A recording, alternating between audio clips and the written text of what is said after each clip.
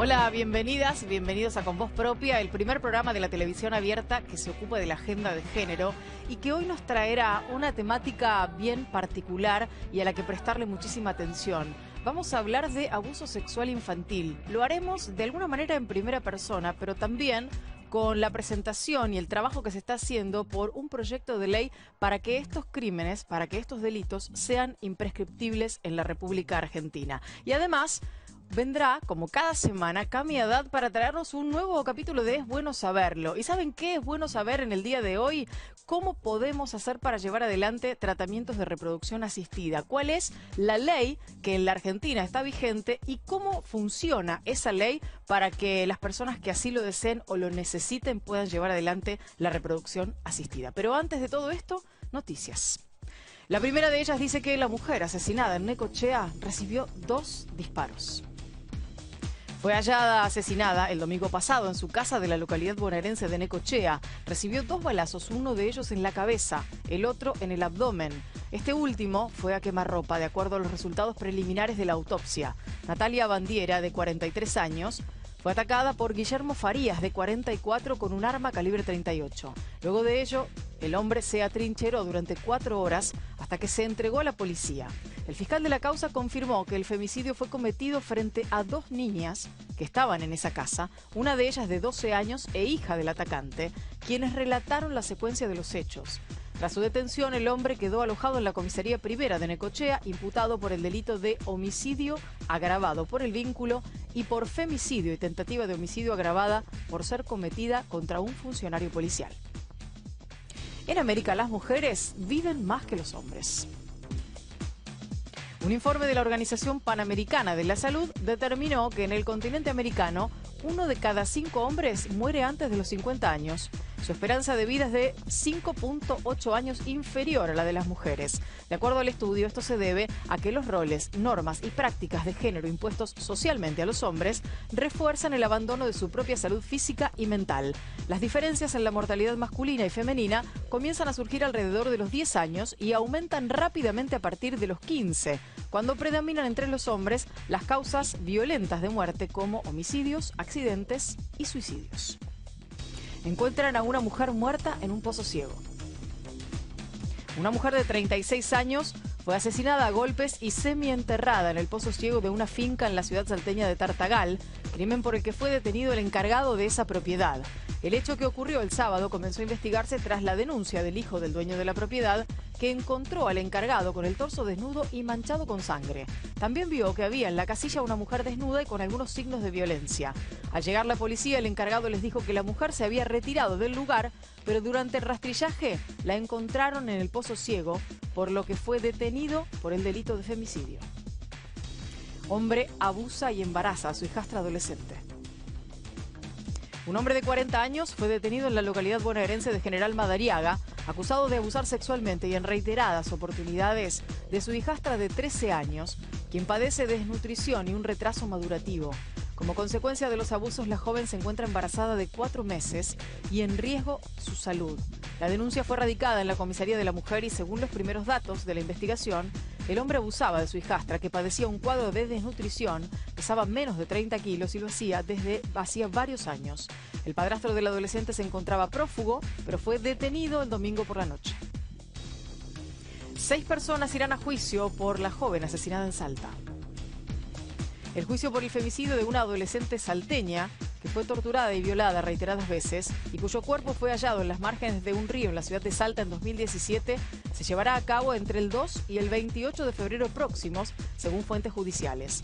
Los hechos ocurrieron entre la noche del 2 y la madrugada del 3 de marzo de 2017 en el barrio 17 de octubre de la zona norte de Salta capital.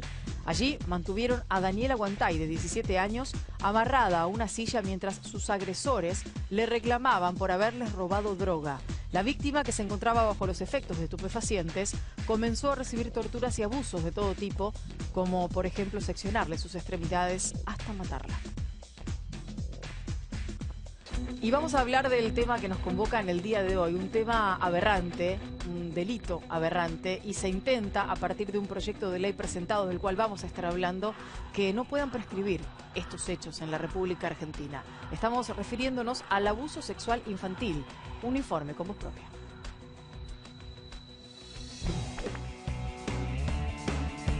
El abuso sexual contra niños, niñas y adolescentes es una de las peores formas de violencia contra la niñez y adolescencia. A pesar de que constituye un problema creciente en el mundo, la mayoría de los casos no son detectados ni denunciados. El abuso sexual se da cuando un adulto o un menor de mayor edad obliga a un niño a mantener contacto sexual. Para lograr su objetivo, el abusador puede emplear la fuerza física, un soborno, amenazas o aprovecharse de la ingenuidad de una criatura. Se considera abuso sexual infantil a los siguientes actos: tocar los genitales de un niño o niña, hacer que un niño o niña acaricie los genitales de otra persona, el contacto con los genitales de un niño mediante la boca, acariciar al niño con los genitales, penetrar vaginal o analmente a un menor, mostrarle el pene o la vagina a un niño, poner en contacto al niño con pornografía, hacer participar a un menor de producciones pornográficas. Quienes han sido abusados manifiestan distintos tipos de síntomas, tanto psicológicos como físicos, que los adultos debemos atender.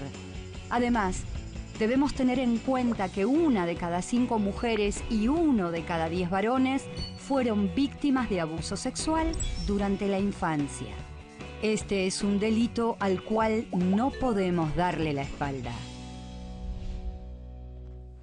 Definitivamente no podemos darle la espalda, y aunque muchas de las palabras que ustedes hayan leído y escuchado en este informe suenen aberrantes, es una buena manera de exponer y de poner, además, valga el juego de palabras, en la agenda este tema, un tema de suma importancia en la Argentina. Por eso hemos invitado a quienes están hoy aquí en nuestro living, la diputada Lorena Madsen, gracias por estar aquí, gracias por venir, diputada, y Ricardo Raúl Benedetti, que es representante de la Red Federal en contra del abuso sexual en la infancia. Muchísimas gracias, Ricardo, a vos, por estar aquí. Lorena, y al equipo del programa. Bueno, es importantísimo, decíamos, poner en agenda estos temas, y de alguna manera cada uno de ustedes por su lado y en el lugar que les toca ocupar lo están poniendo con este proyecto que se intenta llevar al Congreso de la Nación. Ricardo, contanos cómo surge el proyecto. Sí, mi encuentro con el proyecto, que es de la autoría de la diputada Madsen, fue a raíz de haber tomado conciencia al respecto de mi abuso, que fue a mis 7 años de edad, ¿no? El año pasado. Que se mantuvo oculto por esos resortes psicológicos de preservación, quizá, claro. Que se conoce comúnmente en aquellas personas que tomamos conciencia al respecto del abuso muchos años después, ¿no? Y buscando bibliografía, me encuentro con el proyecto de Lorena, y a partir de ahí abrí un petitorio en Change.org, sí, haciendo base del proyecto de la diputada Madsen, para que la pedofilia no prescriba, el delito de pedofilia no prescriba. Diputada, ¿cómo surgió en su interés el hecho de que un proyecto de estas características llegue al Congreso de la Nación y se pueda discutir y debatir en nuestro país? Bueno, obviamente en mi provincia, como en el resto de las provincias del país, se encuentra uno con casos. Me pasó en Viedma, chicas que habían sufrido abuso y que cuando, bueno, en un caso muy particular que creo que es el que más me impactó, una mujer ya grande se encuentra con sus abusadores. Había sufrido abuso desde los 7 a los 15 años, claro, y se encuentra con su abusador. Bueno, ahí es como que recobra esa vivencia horrorosa de su infancia. Cuando va a denunciarlo, bueno, la causa estaba prescripta. Y bueno, ella tuvo un montón de sucesos en su vida que tuvieron que ver con aquella vivencia y que, bueno, tuvo la valentía o pudo contarlo recién ella en la adultez. Y se encontró con esta cuestión de la prescripción, como que el sistema normativo no va a la par de lo que le sucede a la persona que atraviesa por una situación como esta. Y bueno, empezamos a trabajar con abogadas, con la doctora Brametto específicamente, a trabajar sobre esto. Y bueno, esencialmente sabemos que han habido avances importantísimos. El hecho de lo que sucedió el año pasado con que los abusos sexuales infantiles sean de orden público es muy importante, eso nos involucra a toda la sociedad en su conjunto. Cualquiera que tomemos noción o tengamos sospecha de un caso, tenemos la posibilidad de denunciar. Sabemos también que muchos de los abusos que se dan en la infancia son a través de familiares, de personas de confianza de la familia. Hablamos de porcentajes altísimos, alrededor del 80%, con lo cual el menor que se encuentra en una situación como esa tiene también esa barrera de la culpa. Totalmente, de creer que, claro, que algo hizo para que eso le sucediera.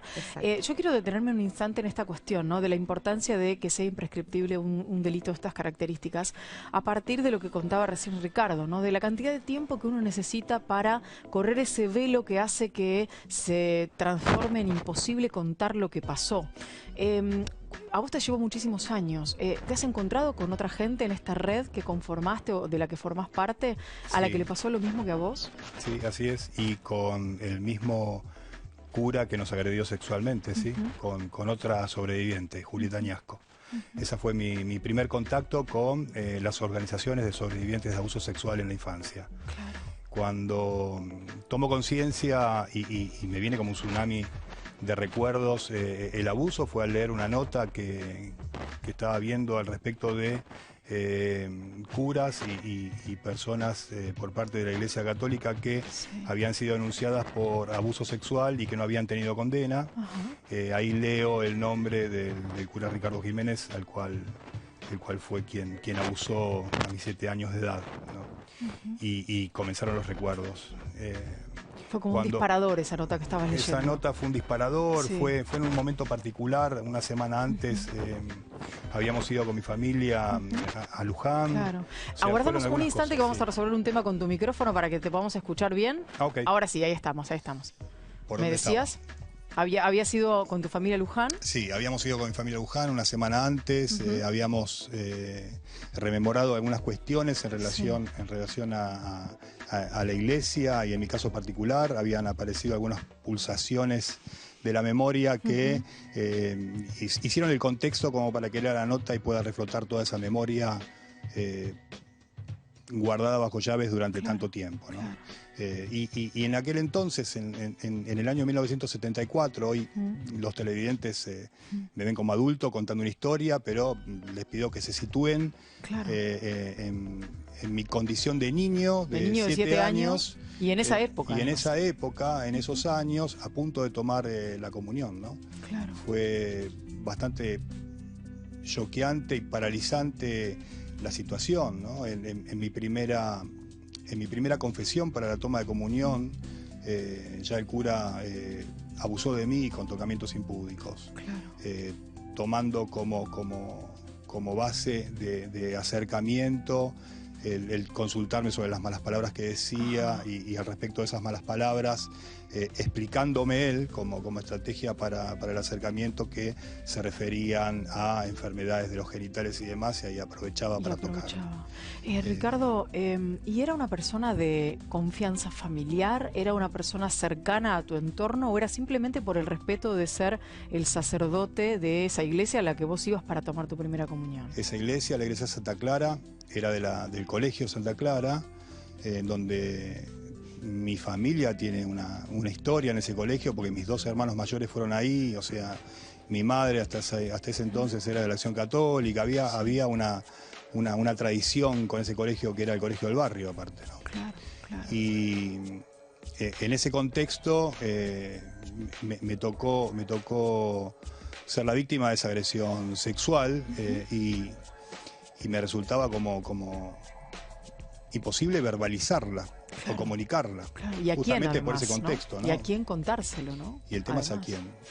Y lo sufrí durante un par de años, porque después me eligió ese cura para ser monaguillo de la iglesia.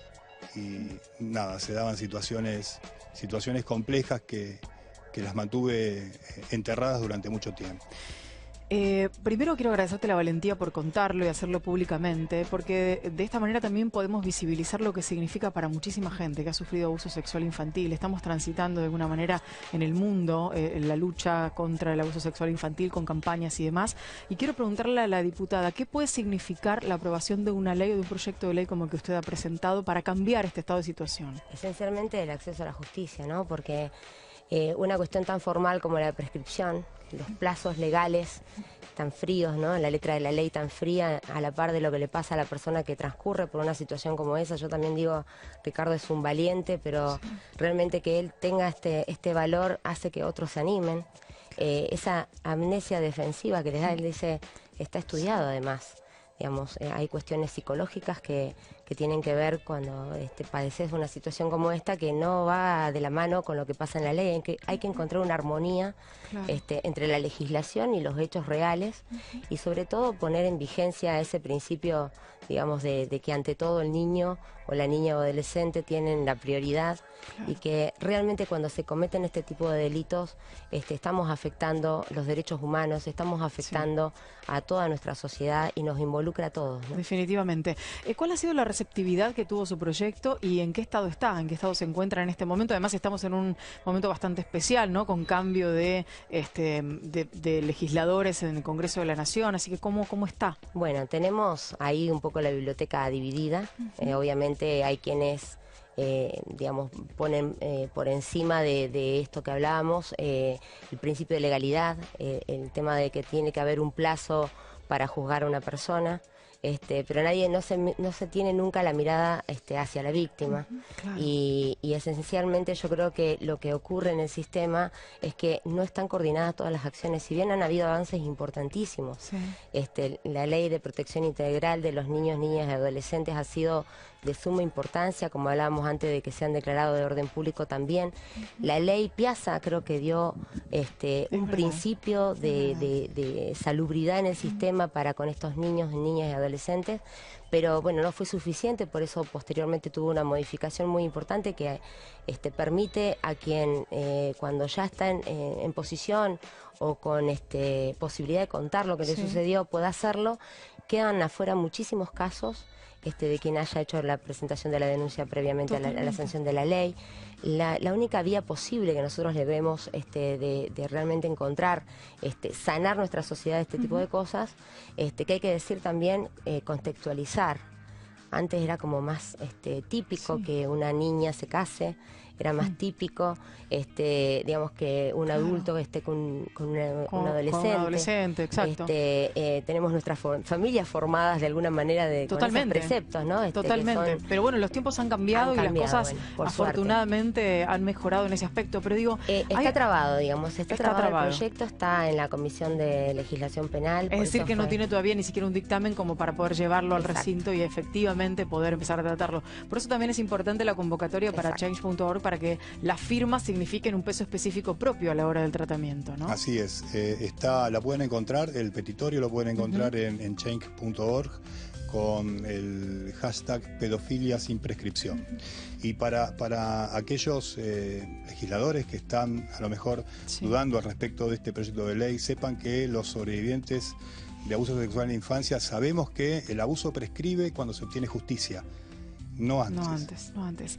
Quiero agradecerles a los dos, no sin antes decir que esto que ustedes están contando forma parte de un patrón que se da de manera habitual en los abusos sexuales en general y mucho más en los infantiles, que es el tiempo, yo diría eterno para la víctima, ¿no? Que se demora a alguien en contar eso aberrante que le tocó vivir. Así que ojalá nos estén escuchando muchos legisladores para darle vía a que esta ley pueda salir. Muchísimas gracias por haber venido. A ustedes. Por favor. Y a propósito de parte de lo que estamos contando del Día Mundial de la lucha contra el abuso sexual infantil y contra los adolescentes también, desde el gobierno de la ciudad estamos hablando de la campaña que promueve el Ministerio Tutelar Público. Y esa campaña tiene un spot, tiene un hashtag que es abuso sexual denuncia, y un spot que es el siguiente. Yo dibujé a mi abuela. Señor, Luli dice que mi gato no es de mi familia. Y si vos pensás que sí, entonces dibujalo.